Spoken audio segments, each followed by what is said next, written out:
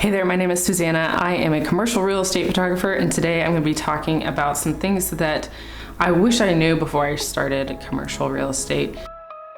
Oftentimes, there will be big lulls between jobs. What I could do better for the lulls is to have something constantly going in the background. So maybe a part-time job, or maybe being an editor for somebody. You know, you can get creative with this, and I need to get creative with this because the summer has been incredibly slow. Just to have some money coming in. One of the reasons why I like commercial real estate photography is because it generally is a higher paycheck and I don't have to work as frequently, and I personally love the freedom to do whatever I want with the lulls. But some of them can be like summer-long lulls.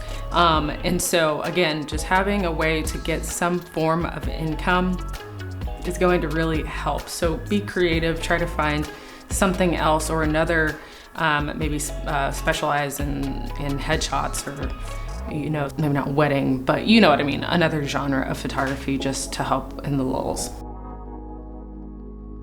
Ghosting.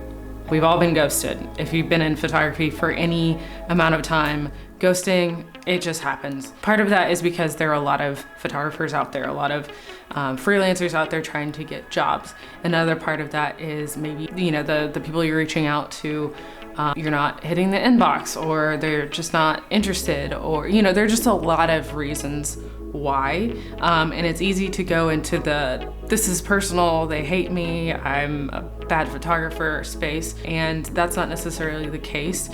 It could be, but it's better to just assume that they just didn't see it for your mental health, and just move on to the next person.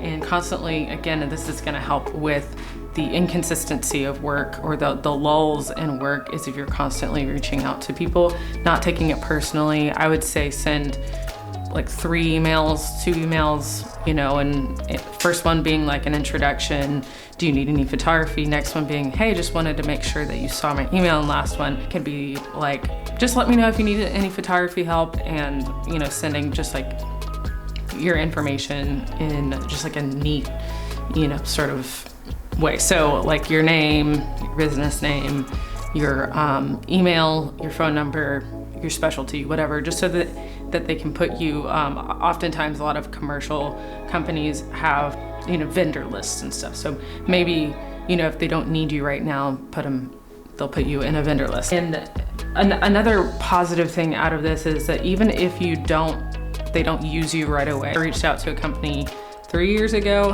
and it took them about a year, but they finally used me consistently. So again, summer's slow for everybody, but in the spring, in the winter, in the fall, they use me consistently, which is really nice. So you never know what's gonna come of reaching out.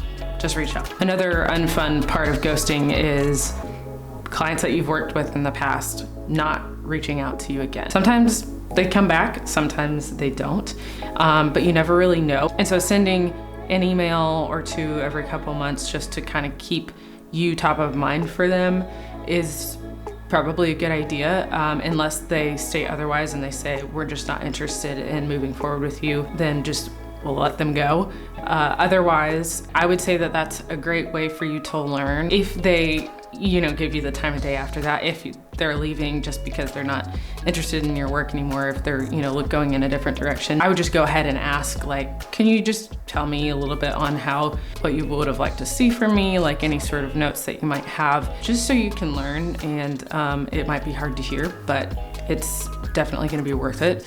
And if it's not worth it, then you can trash that information and move on to the next one. But either way, try to maintain a good relationship, even if it's in your last email and they've said something rude to you. Just be nice, just be nice. Always be nice, always be cordial, even if they're kind of the worst. You never know what could happen in the future or who they might talk to. Just be above board. So obviously you can see that there's a theme here. Reaching out to people is one of the most important parts of your business, but especially for freelance, because people aren't just gonna come to you. So the better you are at communicating, the more cordial, kind, informative that you can be, the better. And maybe I should make a video on how I email my clients. Let me know if you're interested in that. Just let me know in the comments or whatever. But Either way, communication is very key. It's very key. As far as the actual photography part goes, I think I thought clients, you just need to ask clients what they want. A lot of times though, they don't know what they want. Just ask them some questions. What are these photos for? Or when do you need these photos completed by? How many images do you think that you need? Can you tell me a range? Are there any specific parts of the building that you want to be photographed? And then on site, just go ahead and take a couple extra images. I know it's gonna add time onto the shoot because HDR is time consuming.